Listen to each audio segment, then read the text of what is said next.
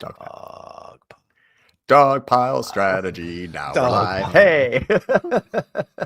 And you thought you were just coming here for marketing tactics. Well, you're coming here for live entertainment. Me and John singing very badly. Singing together. and dancing. Singing and dancing. Dun. And trying to get into StreamYard today. My last pass would not work because it did not think that I was who I was. And I say I am. So I haven't been at this computer in like 3 weeks. I've been traveling for 3 weeks straight. So that's my excuse today, ladies and gentlemen. But like John said, you get what you pay for here because this exactly is free, after all.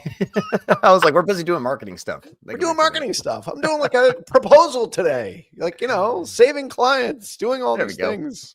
I'm sure you're doing lots of things similar to that. So anyway, how the hell are you? Doing good. I haven't talked to you in like 24 hours. So I feel like I've missed you. Yeah, I know. Having Ralph withdrawals. I'll call them Ralph draws. Yeah, it's been good, man. There's been a lot of stuff happening this week. A lot of testing, a lot of hunches and feelings and all the good stuff that when sometimes clients don't have the data, you got to go off of gut, and it's been working well actually.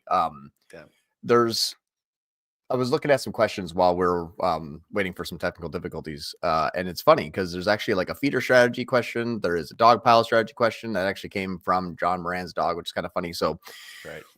Well, actually, John Moran's dog asked about why not put everything in one big standard shopping campaign rather than breaking them out by performance, which actually is true. That is a very, very, very good strategy. I wanted to kind of expand upon it. So we haven't really taken a lot of time on Dogpile. The strategy feeder was kind of like the scalable one. Dogpile, in my opinion, that type of strategy, I forget who named it. Someone did in the comments and it just stuck.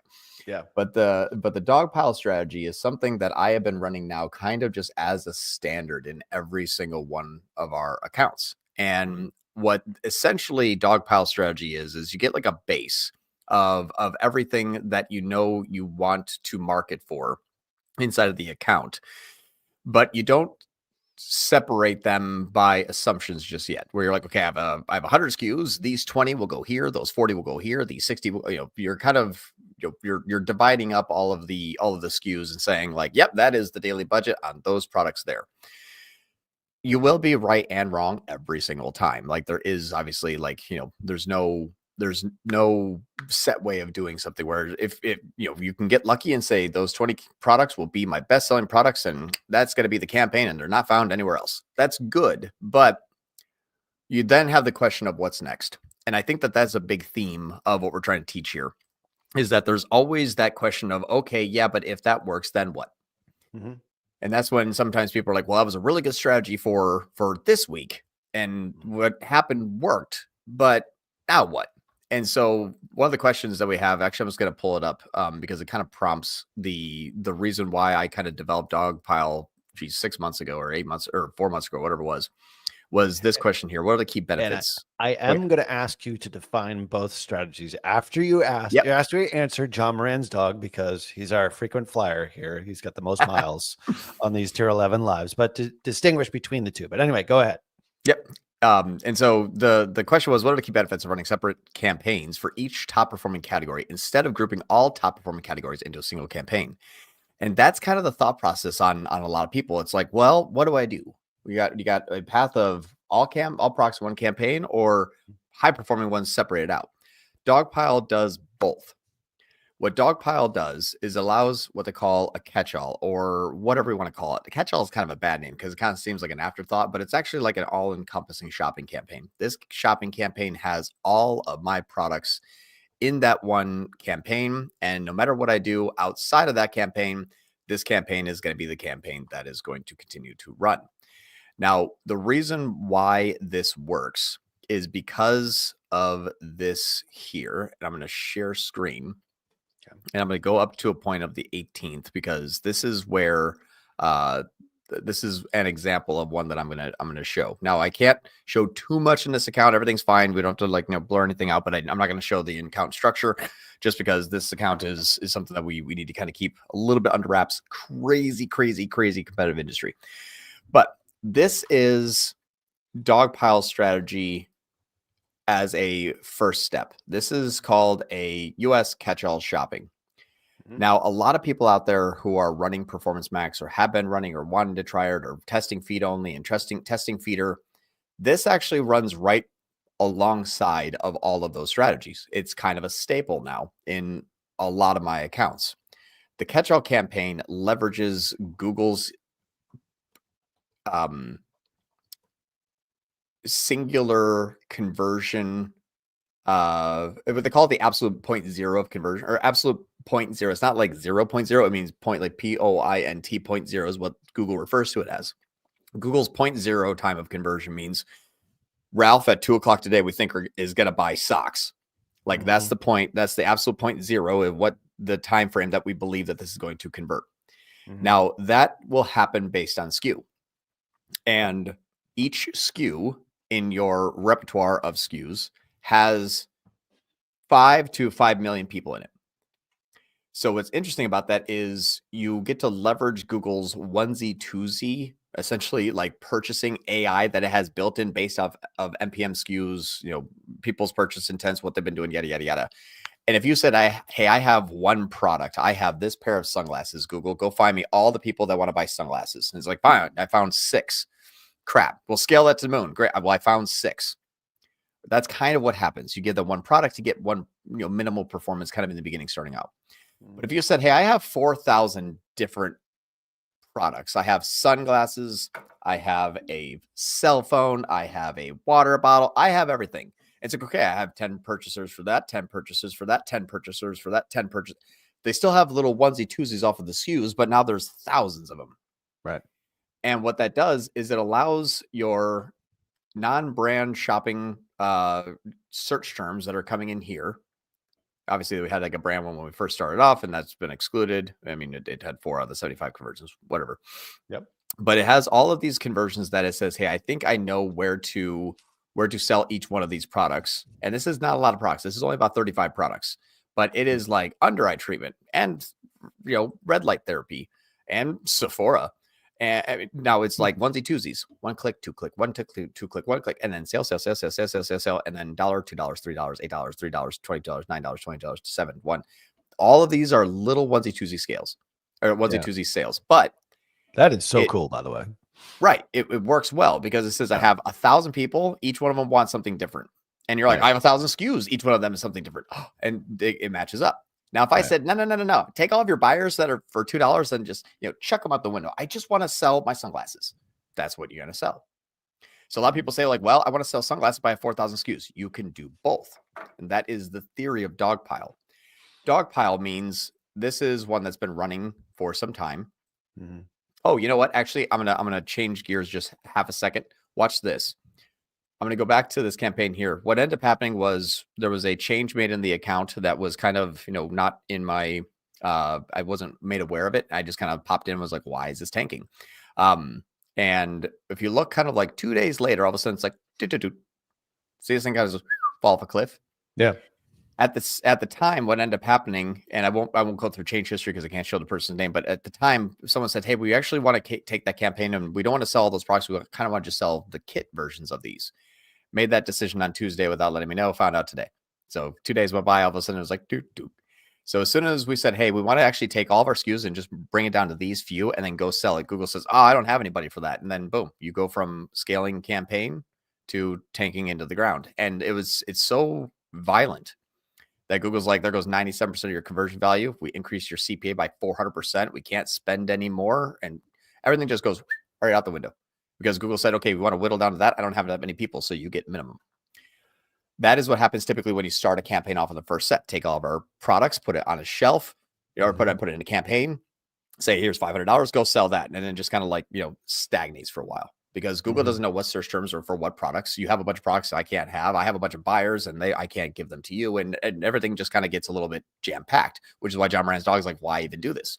Right. Well, if you do both, and with both here, this allows that catch-all campaign to have those products that you are wanting to sell to everybody all the time. This could be, if I just pop this one open as an example, this one campaign has the eligible products, and there's always products that are cycling in and cycling out. This one's fashion. So it's actually pretty good for the campaigns that have a high amount of variance in your SKUs. one-offs for jewelry stores, secondhand items, things that are constantly changing every quarter, season, style, whatever it is. This works really well in that scenario because if I look at the eligible and limited, not the not eligible, which means not included, I have 937 SKUs. I had 4,000. We're wiping them and we're starting over. Big kind of crazy change in the system. You got to wipe 3/4 of your SKUs and you got to add in 1,000 SKUs new. Okay, that's kind of crazy. But because it is running fairly effectively and efficiently, it can scale really quickly. And so we did this push right before the end where we said, all right, we're going to start to spend, get everything out, and then we'll restructure and we'll back it back down. So we brought the spend up to like $5K a day, then brought it down to about $250 a day. It's spending $6 because Google hates us. But in these two here, when we scaled up, the cost can go from spending $800 making $3,000 to now spending $4,800 making $10,000.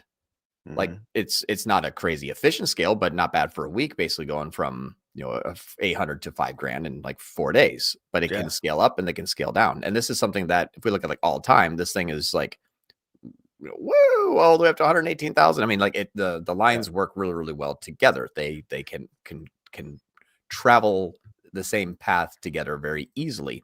And that's the beauty of feeder strategy. We need, or Dogpile, we need to take it from $1,000 a day and push it up to $18,000 a day. It can do that. Conversions follow right in line. Need to back it back down. These things kind of follow along and can scale up and scale down really effective and simply.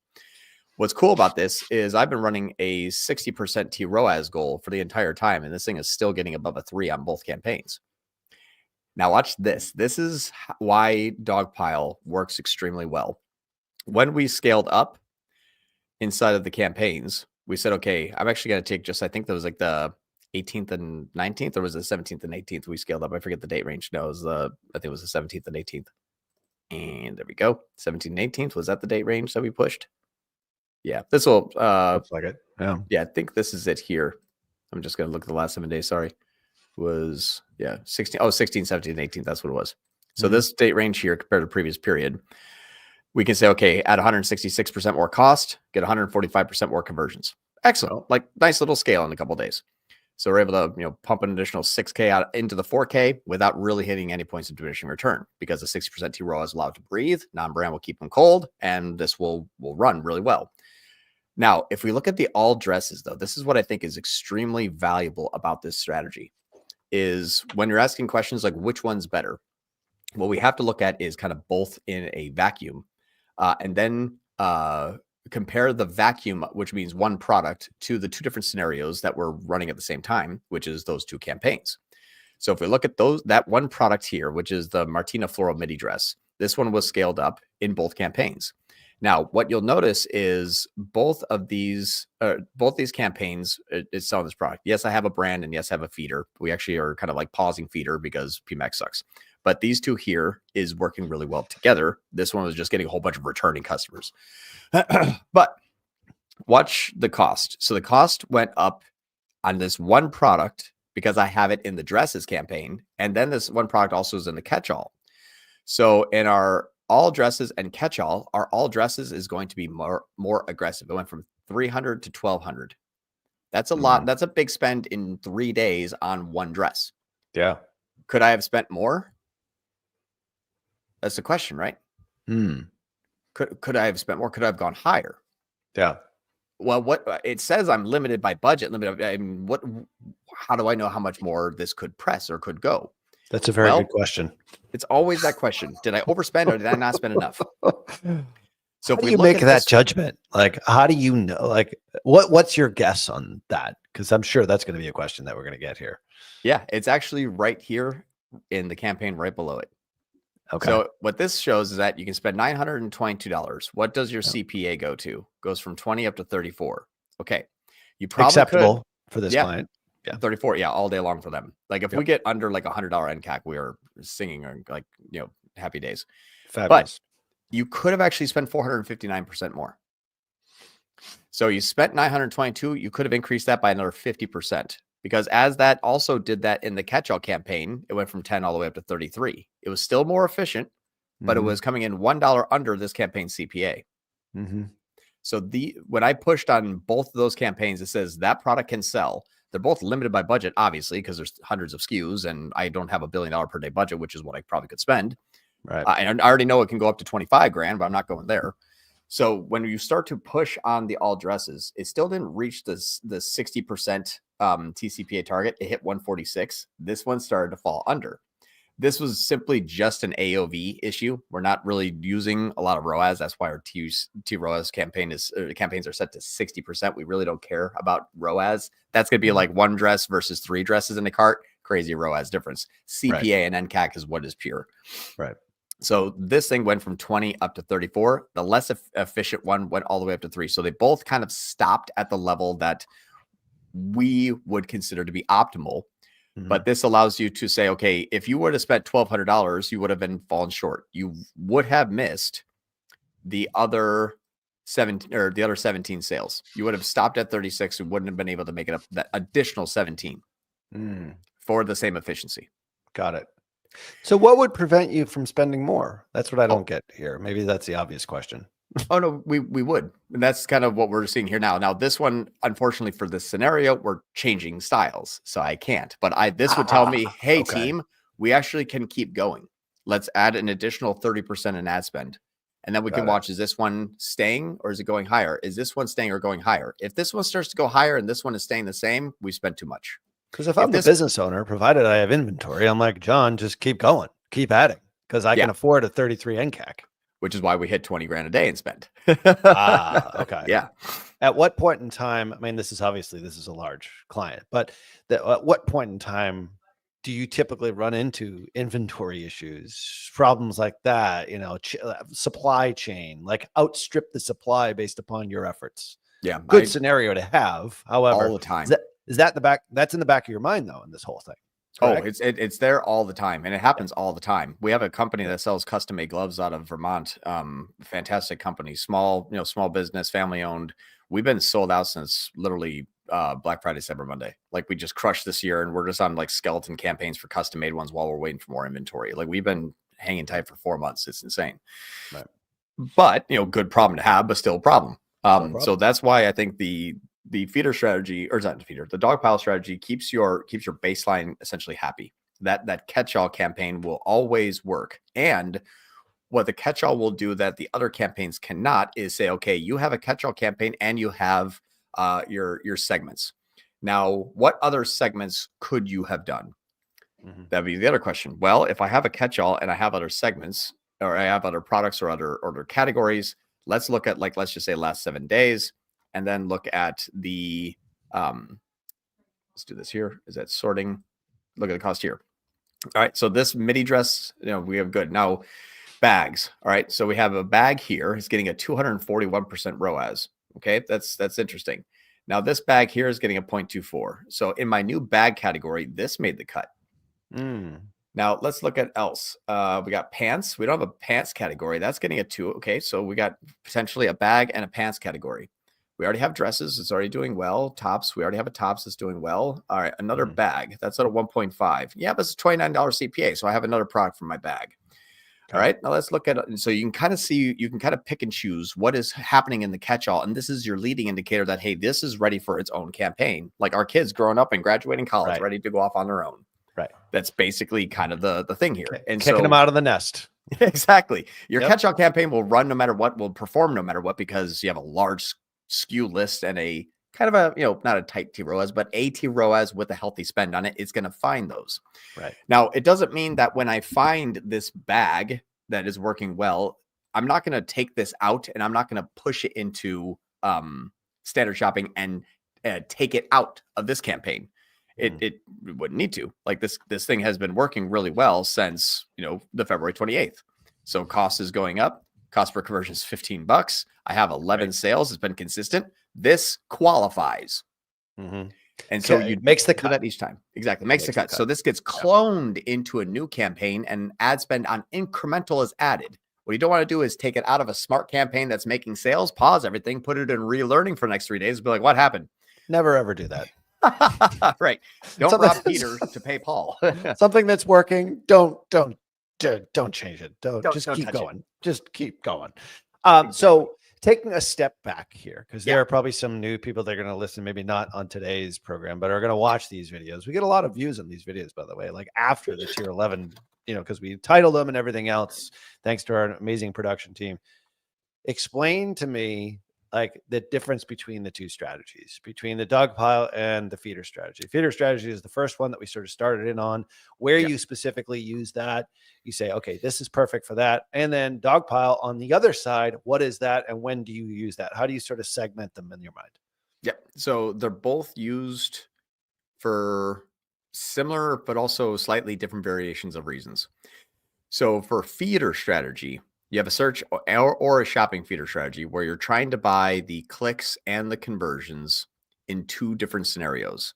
So for feeder, it's more about differentiating between what Google knows or thinks it can sell you and what Google doesn't know or doesn't think it can sell you as a conversion.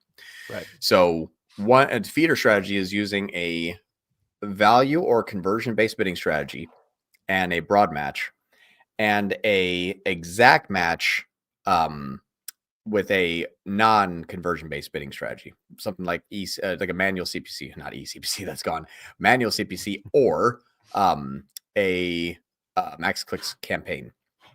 So what the differentiation between those is Ralph would fit in either or of those categories, usually not both. Yeah. And Ralph goes to Google for the first time and types in, sorry, Ralph. Oh, all right, I'm doing. I was gonna say dress, but you're gonna type in like shorts. I buy dresses all the time. Perfect. Yes, I've never been on Google. What's this Google thing again? Anyway, go ahead. Yeah. So you type in like board shorts. You're gonna go on a boat, and you type in board shorts, and this is the first time you've ever done anything inside of the internet ecosystem, social, non-social search, YouTube. This is the first time you're actually wanting to know more about a product and who has them and prices and styles and everything. You would be most often in a max clicks or eCPC campaign because Google doesn't know too much about you. They will absolutely bid 10 times more for a chance, but it doesn't have a high degree of purchasing. They don't know what I want yet. Exactly. They don't know how long you've been searching. Do you have the intent to purchase? Is this one time? Have you looked at other sites? They're like, this is brand new to us. So those people are 72 million data points on this particular board shorts category. They have no clue. Right. And be like, and Ralph's first time here. Right. I hear about it. Yeah, exactly. The first time he's here. All right. Got it. My wife said you should get some shorts. I thought, oh crap, I never buy shorts. Let me look. Well, if she said that in front of my phone, I'd get one of your ads. Anyway. Right. Yeah. But anyway, go ahead. That's right. So you do a search, you're most likely going to be in a CPC or a max clicks campaign because Google's like, I don't think this person's going to convert. Not yet. I don't think I already don't know. So you go ahead and go into this campaign, typically with a lower CPC. Even on exact match, it's lower than the smart bidding counterpart. That's on broad match. So in marketing terms, I'm kind of in consideration phase here. It's like, I'm not really aware of anything because I've never really shopped for this thing before. I know I need it. And then the first time I ever search with no history, that in that particular marketplace, that would be an ideal place to use this strategy. Exactly. And that it will be usually where those clicks are going to come into first is a non-automated, non-conversion based or non-value based bidding strategy where you're saying Google's like, I'm not going to upcharge you. I'm not going to price fix you. I don't even know this person's going to convert. If I put it in that campaign, I'm not going to reach my goal. I will have too high of a TCPA or too low of a TROAS. With Ralph, I don't think it's going to work. I'm just not going to bid on it.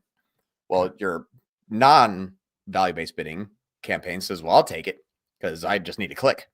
I don't need to predict a sale or know that they haven't been here before and wait for them to come back. I want to do my job. So you can fall into there. But then as soon as I click, now I have intent. Now you have intent plus what you do on my site that my tag is now watching you. Ecom Prodigy. Ralph's here. He looked at 3 products, added 2 items to the cart, clicked checked out, didn't add the credit card information, went to 2 other pages, left, came back direct, and then left again. So now Google's like, all right, Ralph should be here tomorrow. You forgot I went over to Amazon and price checked it. Exactly. That's actually the other part of the call that I was going to be going to today. Okay. I don't want to complexify this, but I figured I'd throw that one in there. Yep. So now when you come back and you're like blue board shorts, because you're like, I like blue. I've looked at a bunch of websites. I've looked at it and I want the blue ones. So you type in blue board shorts where our tag says, okay, he's been to our site twice. He has an item in the cart. This person's probably ready to buy. The other campaign on Broad Match that's not bidding for best board shorts, but is bidding for board shorts can broadly match to blue board shorts that you are looking for. Right. That one can price fix us up to like 3 times higher than our max CPC or max clicks, which is $1 over here, $3 over here, and then I'll earn the sale. Right. So I'm feeding myself my own people rather than Google saying, well, if you only have one campaign, I got to get a click on Ralph if you have a low enough TROAS target or a high enough TCPA target. And if you have a tight target, I'm just not going to spend today, which is what everybody sees. I set my TROAS target of $500 or 500%. It doesn't spend. I don't know why. That's because Google doesn't know. Same exact thing that actually happened in that campaign where my catch-all campaign died off. They took my 60% TROAS. Like, that's too low. He must have been 600. And they added like a 0 to it and then it just died off. So that's what happens when you start to ask Google for only those sales. So in our example this past week, which we were on a number of calls for this particular client, if I'm looking for something that removes rust, how to remove rust, and you know what client I'm talking about here, like that would be ideal for a feeder strategy, correct? 100%. I am absolutely in the market, but I am searching and I'm trying to figure out like what my next step would be. I'm not putting in any particular brand. I'm not putting in any, like, I don't know what I want yet. I'm just trying to solve my problem. I don't know what the solution is yet. And if knowing that particular client, just as an example, we're not running the Google Ads campaign for them. Right. They're running they're running cold, but they're running really high TROAS targets, which means a lot of warm traffic, which then results into a person like John Moran going to Google for the first time and saying rust remover spray and not finding them. Interesting. Okay. Because you have not shown intent before. They're spending hundreds of thousands of dollars. Yeah. They can't even be found. And that's where we identified so much of their wasted ad spend here, as well as overspending on brand. Correct me if I'm wrong. Yeah. And they're not even on the first page at all. Man, wasted opportunity. Exactly right. So John Moran says, hey, I'd love to become a new customer from somebody. And Google says, well, you haven't been here before. No. I don't know what your intent is, young man. Right. It's like walking into a nightclub for the first time. Be like, well, this place is cool. The bouncer's like, you don't look like that person to be here. Yeah. High TROAS is your bouncer. You don't have 3 girls a couple on your arm. That's usually what happens. Right. Going to clubs now. Anyway, all right. So that's super important. Like that, like I'm more of a marketing mind. Like the people that are listening to the show here are very much tactical, like in the weeds in the platforms. But like from a marketing standpoint, it's like if you think about your market first and foremost, and then determine your strategy based upon what that market is, all of a sudden the stuff starts to really make a lot of sense. Yeah. Even if you're not doing this. And if you're listening to this show, you're like, that's how you identify people to expand your market. That's really how you do it. We have a great example of this in the I'm just going to say it, the RV space. It's like, I don't really know what I want. Do I want to buy one? Do I want to rent one? Do I want to do whatever I want to do? Like, I don't know what I don't know what I don't know. Yep. And so that would be a great feeder strategy. I've got to figure. Exactly right. And that's what's nice is it's if you're looking to scale, if you look to scale only with buying the purchasers, those people have to signal to Google first that they're ready to buy something.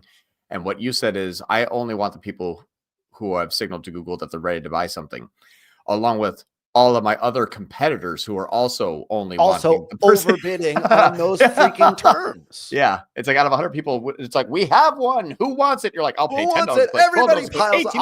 I'll pay more. You know? Exactly. And it's a race to the it's a race to a higher end CAC, really. It's a race to a bottom of profitability. Exactly. Yeah. If you're single focused just on that, this makes so much sense. I remember talking about this years ago with video view campaigns, like get them to watch a video and then retarget them based upon their viewing percentage. Oh, did they hit, we had 12-minute videos. This is way back in the day, 12-minute videos. We actually have a client that does this now. They do half-hour videos. Yeah. Half-hour videos. Oh yeah. And at each point, there is a product that is Trojan horsed inside because she is doing this makeup tutorial. It's absolutely brilliant. We used to do the same thing in, the supplement and green juice space. It's like, when did we actually see the product? It was at like the 50% mark.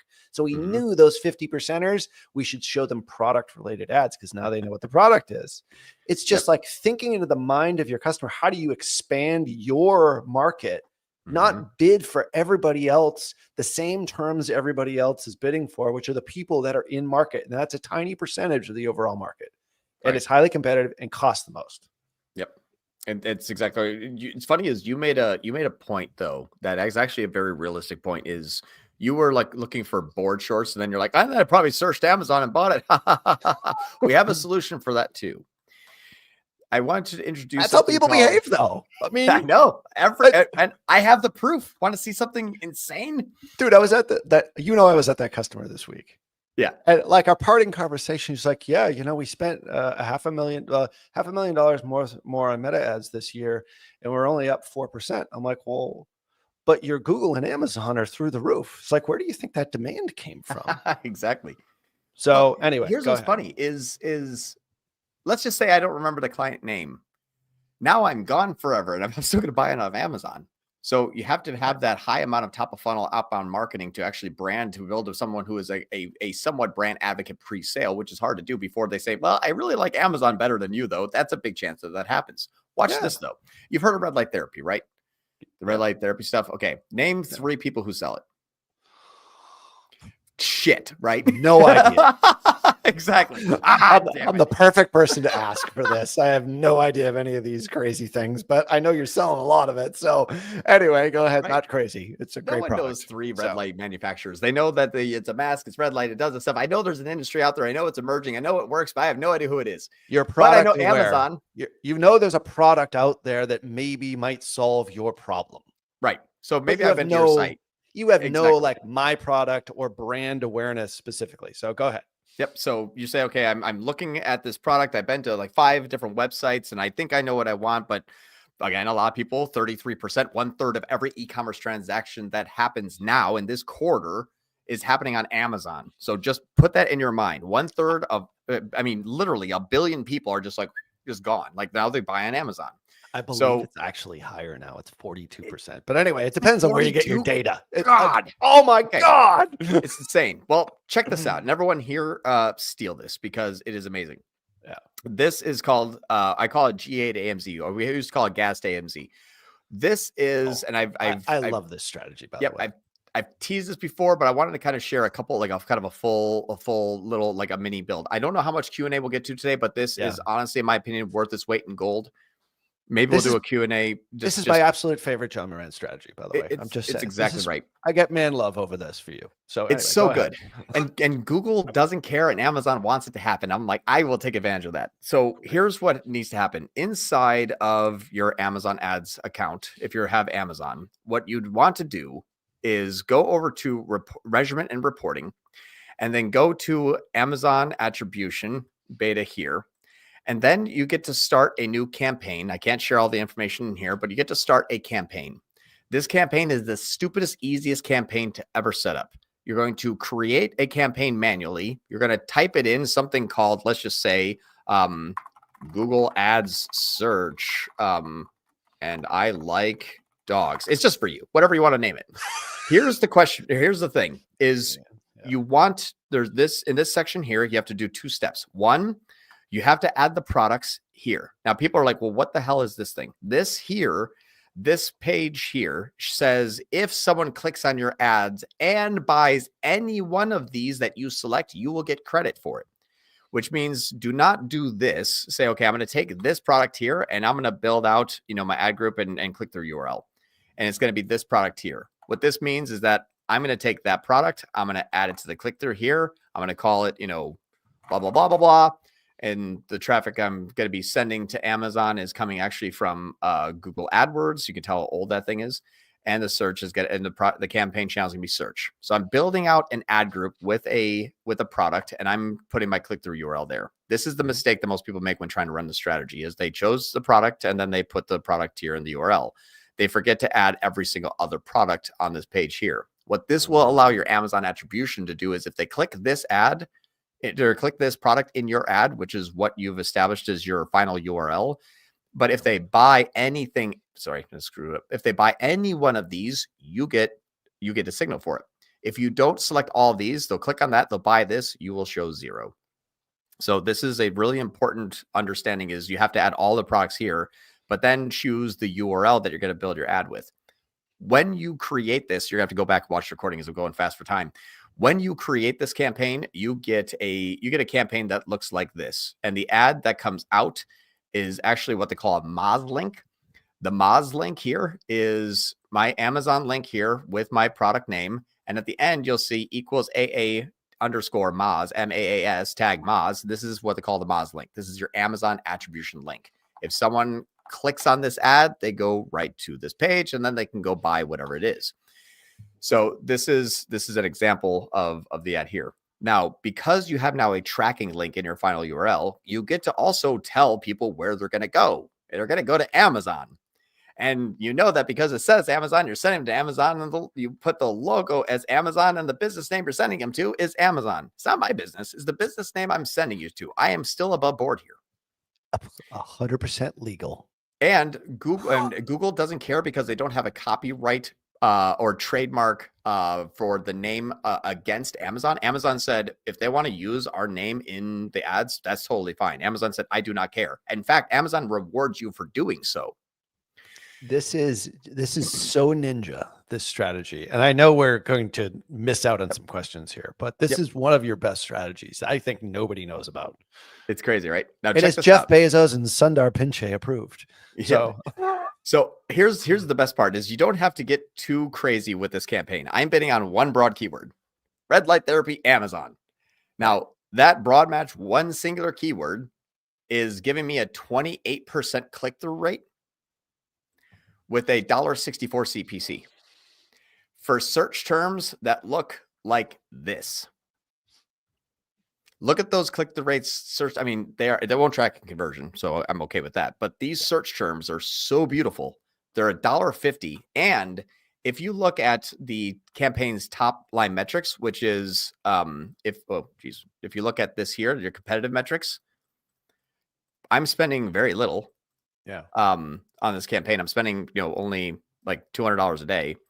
Yeah. And I'm getting my search absolute top IS #1 position at 43% of the time for $1. Insane. Now, when you go and type this into Amazon or into Google, you'll say like red light therapy, Amazon. This is Amazon's ad, Vital red light, eye restore laser, Helite, and then you got Amazon's organic placement here. That's my ad. You can even see the brand name right there in the beginning. So good. And the best part of this too, I just want to add this on because I think this is so cool. And it also enhances your bestseller rank within Amazon. That was going to be the next one. Yeah. Your bestseller rank reduces, more organic placement. You actually get a better category ranking. And the more people that you send from Google to Amazon that buy, Amazon just goes and just raises you up organically. It's beautiful. Absolutely ninja. Absolutely ninja. So it's so cool because it's like you are not fighting it. You're not swimming upstream by doing this because everyone knows, oh, well, they're going to look over here and then I'm going to lose it over on Amazon. And I make 20% less, 15% less, 18% less, whatever. Yep. You're actually going with the flow of how people, there's a pricing strategy behind this too, which I don't think we really have time for, but no time for that. Not yet. Yeah, we don't have, but that's like the next level of this. We'll do that phase 2. Yeah, you're not fighting against normal human nature. We all do it. We look for something, then we go to the site, and we compare it over on Amazon because we can get it for Prime in 2 days. Like that's the way that it is. The other part of this too is you get to leverage Amazon's ranking. So you'll see that they actually stuck there for me, not me, in my ad rating for Amazon.com 4.5 with 3,170 reviews. And you're like, well, what is that? Now, if you click on the regular ad, you're going to go here. Amazon's just like, oh, you even see my Bang energy drink still in my cart.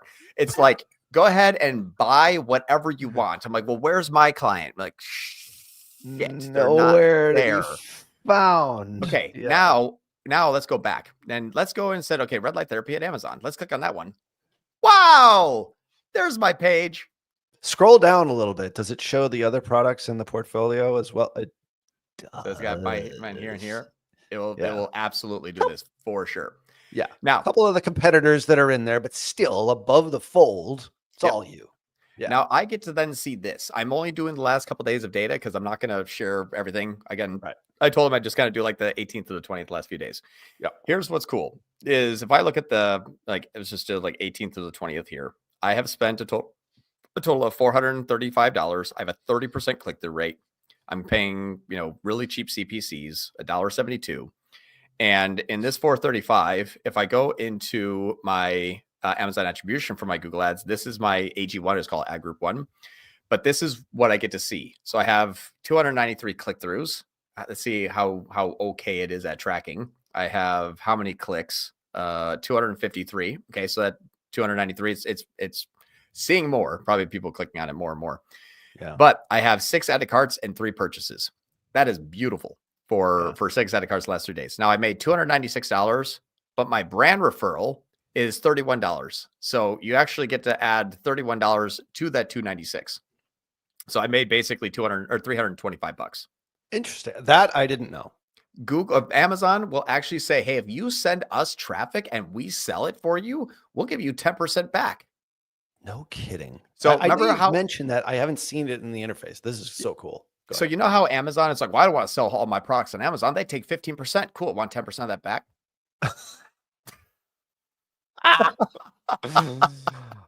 So total bonus equates average of 10% of product sales and promoted, blah, blah, blah. This bonus is an estimate of 2 to 3 day time lag, blah, blah, blah, blah. So all this basically means is every time I sell, they give me 10% back. So $300 made, here's your $30. So no matter what, insane. And what's great about this is I get 30% click-through rates, leverage Amazon brand, have the logo, have their ranking of like how many ratings out of the 5 stars. I get to have some sort of attribution, and the product that Amazon just stole 15% off of me basically just gave me 10% back. So now I have a 5% delta between a sale on my website and a sale on Amazon when running this strategy. Now, yes, I have to pay for those sales because I'm running Google ads, but now I can scale. Right. Every little bit helps. Yeah. And I mean, the average take from Amazon is anywhere between 10 and 20%. It depends on volume. Size, 15. Shelf space usually. Yeah. Yep. So that's an absolutely killer strategy. I wish I had this one in the back pocket on Wednesday when I was talking to that client, by the way. That's something that we'll have more time to kind of do a full more another call for that. But yes, this is something very, very simple, and it works extremely well. It's so cheap. It works so well. Amazon is just, they're going to give you the best placement. And it was red light therapy, Amazon. I mean, it stays there. Like I beat Amazon for $1. Yeah. That's all it is. Oh man, it's great. We should probably get over to questions here. Let's do it real quick. I think that was worth it because some of the people that just came in and are asking questions here, like we try to pack as much as we possibly can in here. Well, tech issues aside, starting 5 minutes 12-minute speed run. 12 minutes. Do you want to read them off, or do you want me to read them off? I'll read them off if that's cool. All right, go for it. If my goal is to acquire new customers with L0 and L1 campaigns as shown in previous video, what goal setting do you recommend? If it's on Meta, L0 is going to be a view content. I'm running an Advantage Plus shopping campaign without a catalog or PLAs. Your L1 is basically the same kind of setting. So Advantage Plus shopping without PLAs, but you're optimizing for purchases with or without a cost cap. Your mileage may vary depending upon your strategy, but that's the only difference. Same campaigns. One's just optimizing for view content. The other one's optimizing for a purchase. Your purchase campaign should be higher than your view content in terms of budget, usually about 25% of the total, because your CPCs and your view content are coming in at 1/4. So you can double the traffic for 20 to 25% of incremental ad spend by adding in the L0 campaign. Next. We also do this for blog posts to pre-sell a information product, by the way. So anyway, go ahead. All right. How many ads per product do you recommend for meta campaigns? Should I prioritize campaigns with the highest demand or those with the lowest sales? So if you're looking at ads per product on a meta campaign, it depends very, very much on your budget. If you're talking like you're at 10 to 15 G's a day, you can have 20 to 25 ads and you'll be fine. Typically, if we're talking about something more like a $200 to $500 per day campaign, I wouldn't go over 5. That's been usually my sweet spot lately on a CBO. ABO doesn't matter. But on a CBO, usually you're going to find Pareto rule within a week. Like 80% of the ad spend is going to go to 20% of the ads, which is sometimes like 1 to 2 ads is what we usually find. That's kind of sucks up the majority. Now, it's not always, but I obviously measure. I do a CAPI import of only new customers, which is going to be much different than a view engage conversion on a video ad running to an existing customer. So what I look at will be much different in results and reactiveness to what you are because I'm only bidding and optimizing for new customer acquisition. That's a whole other tier 11 line, by the way. We just Yes. dropped there. Absolutely. That'll be next. Very cool. As a general rule, though, best sellers, best margin, best inventory. Literally, like those are your best. If he's prioritizing what product do I sell, it's like you get those three things there. That's a good place to start in most cases. Correct me if I'm wrong. No, that's right. It depends on if you're looking at how many ads per product. That's the thing is I was like, if you want to have like 5 ads most, mix it up between obviously, video, static, and you can use a PLA if you want. Just know it's going to go warm. But yeah, the ads, I would say, like, from no matter what we did, though, it always seemed to kind of like, take 60% of them out within a week, or at least like I've identified 2 top performers. The other ones are kind of lagging behind. I just kill them and then do a creative test in another campaign. Makes sense. Yep. Feeder strategy, product range $100 to $200, leather good for context. Would building 2 standard shopping campaigns and splitting by price range make sense? My opinion, no. I would still run Dogpile. I would have a catch-all for everything. What you're going to do is that campaign reacts to market demand. If the market wants to buy that, they'll buy that because each individual shopping ad is its own campaign in Google. Different SKU, title, description, MPN, GTIN, audience groups, ecom priority, remarketing lists. All those are all individual products, really. That's how it operates. So throw everything into one, give it a share budget, which is like one product per campaign with a big old daily budget that's split between all. It's the same theory. So then I would go off of, wow, I didn't realize the $500 ones would do this well. And I can clone that into a new campaign, but keep it running. Thank you, William. Yeah. What are the key benefits of running separate? We just kind of covered that one. Yeah. Yep. Recommendations for structuring a new Google Ads account for MRI purchase booking site. MRI. Okay. I'm guessing I'm booking an MRI. Yep. With exam cost range of 1,000, how would you structure campaigns and track key metrics? That is a real big question. We do not have time to do a full like live campaign strategy because I need to go back and forth. It's like, are you doing NCAC? Are you doing MER? Are you focusing on new customer acquisition? Do you need to scale what's currently running? I don't have time to kind of do that. I would just say, that we can probably leave it for like another time to see if we can kind of go over like how to build out a campaign. But I have about 100 questions off the top of my head that John Moran's dog has been eating like high protein dog food. Like. Right. What's a good top of funnel strategy for brand awareness? What platforms are the best? Meta, honestly, is still the best for brand awareness. And I think one of the sole reasons why this works well, why TikTok grew so quickly, is because when I literally have nothing to do, I will scroll. They call it doom scrolling. That's just like, I don't know what I'm doing. Don't really care about anything. And then something pops up. You stop the scroll. If I'm on YouTube, I'm trying to look at a video. If I'm on search, I'm trying to find something. If I'm watching TV commercial. If I'm scrolling through meta ad. Everything else, in my opinion, is secondary or more expensive. Not better, but more expensive than Meta. Meta is still still the number one for cold traffic and brand awareness. And not YouTube. Not YouTube. No, YouTube is always way more expensive. It actually may beat it because I can go on TV and national really easily. But it's going to cost me at least like 2 G's a day to get started. Yeah. Got it. So, yep.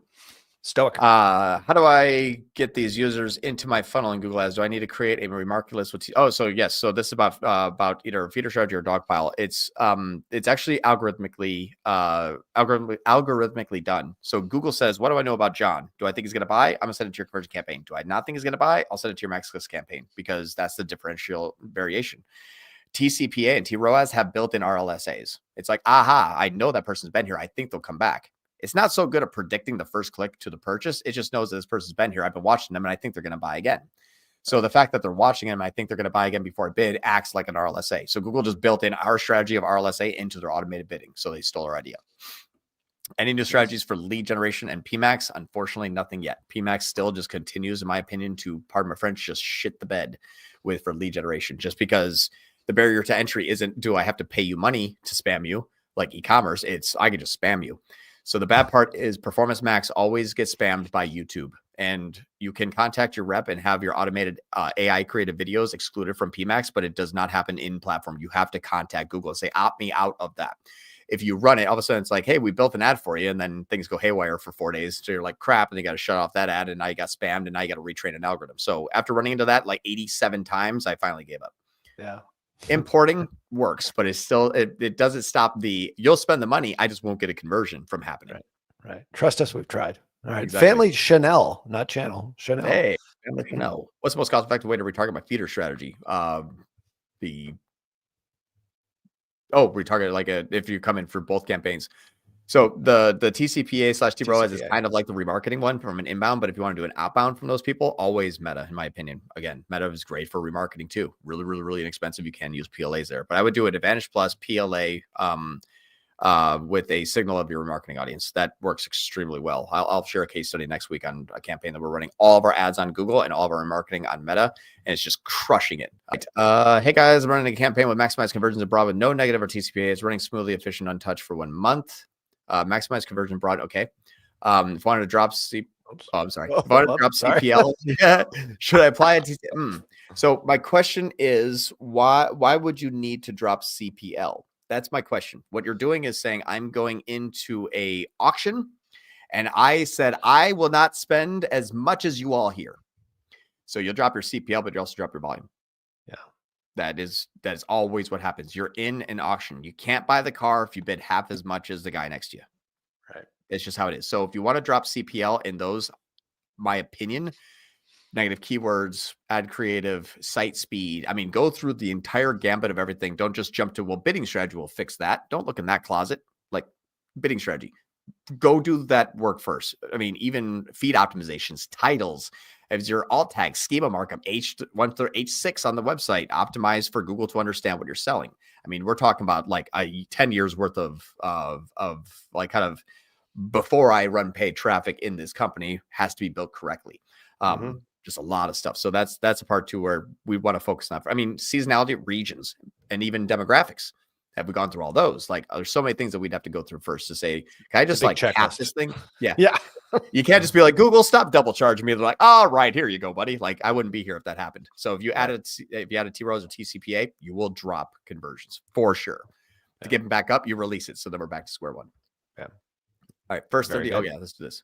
Let's do Mr. Pickle.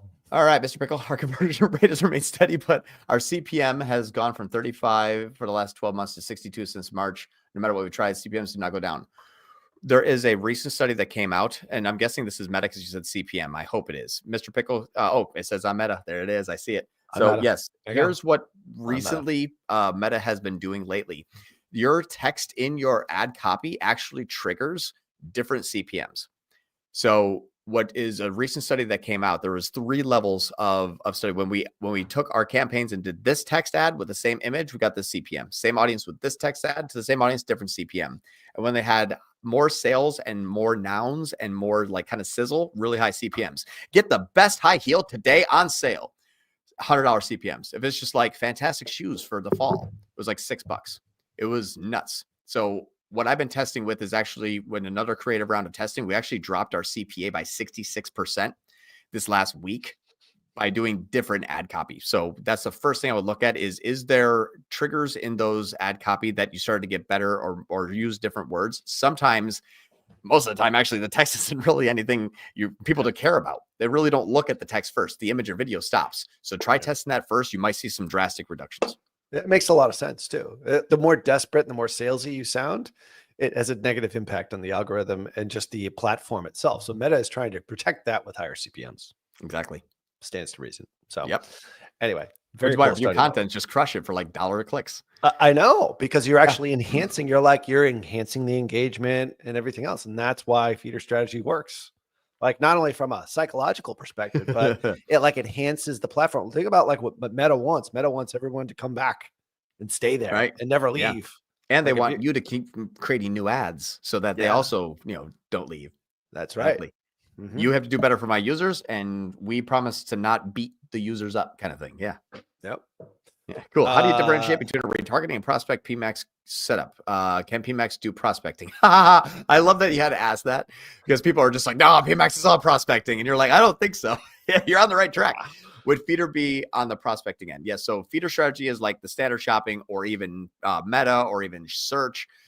Performance Max and when we're looking at the actual omni-channel traffic flows and looking at tagged customer event journeys, you'll see like out of 48 paths that a person took, PMax is always like number 12, number 16, and last. Like it's always after something that was expensive that brought the user, like a prospecting campaign or an inbound standard shopping or search. So PMax is really good at saying like, aha, people are here. I'm going to kick the crap out of them on 7 different networks. I'm going to get them to buy, even if they just see an ad. That's what it's designed to do, is just death by impression. It's great, but that it does not. Death by impression is the antithesis of bring me only new users. You can't have both. You can have both. It's not effectively. That's why you have to bolt something on to drive it. I love it. And I'm going to butcher his name. Aditya, asking the question, what's the difference between retargeting and PMax? PMax is basically crappy retargeting with a lot of spot traffic, right? I mean, that's...